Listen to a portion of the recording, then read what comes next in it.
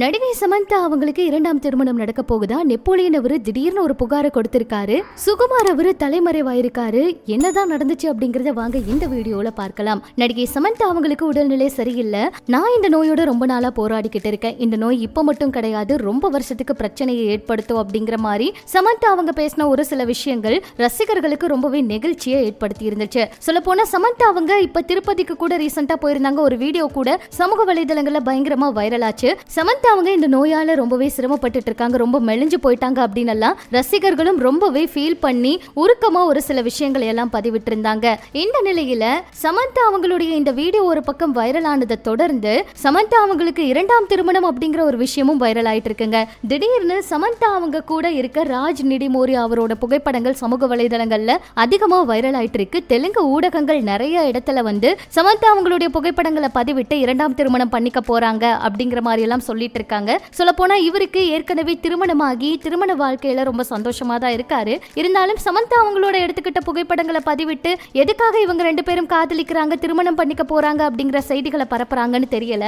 ஆனா இவங்க காதல்ல இருக்காங்க அப்படிங்கிற விஷயத்த அதிகமா பரப்பி விட்டுட்டு இருக்காங்க. மே மாதம் இவங்களுக்கு திருமணமாக இருக்கு அப்படின்னு தெலுங்கு ஊடகங்கள்ல தான் இதை எழுதியிருக்காங்க.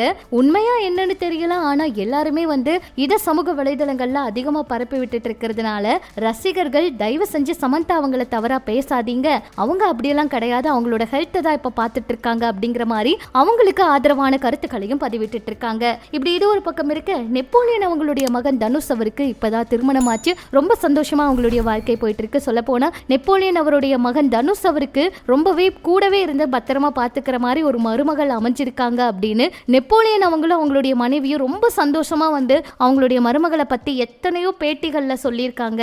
சொல்ல போனா மருமகளை விடாம பாத்துக்கிறாங்க அப்படிங்கிற மாதிரி கூட சொல்லலாம். அந்த வகையில தனுஷ் அவருடைய உடல்நிலை பத்தி தேவையில்லாத பல வதந்திகளை சமூக வலைதளங்கள்ல இப்ப வரைக்குமே பரப்பி விட்டுட்டு தான் இருக்காங்க. ஒரு சிலர் தேவையில்லாம புறப்படுறத பார்த்து நெப்போலியன் அவர்கள் ரொம்பவே கோவப்பட்டு இந்த மாதிரி விஷயங்கள் எல்லாம் பண்றதை தாங்கிக்க முடியாம இப்ப நெப்போலியன் அவர் ஒரு புகார் கொடுத்திருக்காரு. சமூக வலைதளங்கள்ல இந்த மாதிரி அவதூறு பரப்புறவங்க மேல நடவடிக்கை எடுக்கணும் அப்படின்னு வலியுறுத்தி இருக்காரு. மகன் தனுஷ் மற்றும் அவரோட மனைவி அக்ஷயா அவங்க ரெண்டு பேரோட உடல் நலம் நல்லா தான் இருக்கு. அவங்க ரெண்டு பேரும் சந்தோஷமா இருக்காங்க.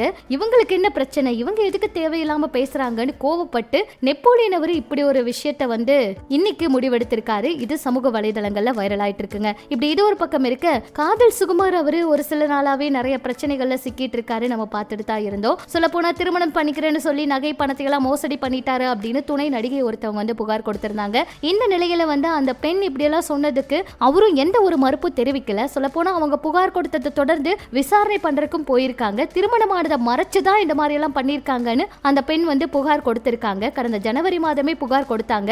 சுகுமார் அவர் மேல போலீசார் வழக்கு பதிவு செஞ்சு விசாரணை நடத்திக்கிட்டு இருந்த நிலையில அவர் கைது செய்யப்பட வாய்ப்பு இருக்கிறதா தகவல் வெளியாச்சு. இதை தொடர்ந்து சுகுமார் அவர் இப்ப தலைமறைவாயிருக்காரு அப்படிங்கிற மாதிரி ஒரு சில தகவல்கள் வெளியாகி இருக்கு. இதை பார்த்த ரசிகர்களும் இப்ப சமூக வலைதளத்தில் ரொம்ப அதிர்ச்சியாகி இருக்காங்க. ஆனா இதுக்கு அவர் என்ன பதில் கொடுக்க போறாரு, என்ன நடந்திருக்குன்னு பொறுத்திருந்து பார்க்கலாம். இதெல்லாம் பற்றி உங்களோட கருத்துக்களை சொல்லுங்க. இனிமே இது போல சினிமா தகவலை தெரிஞ்சுக்க நம்ம சினி சமூகம் சேனல் கூட இணைஞ்சிருங்க.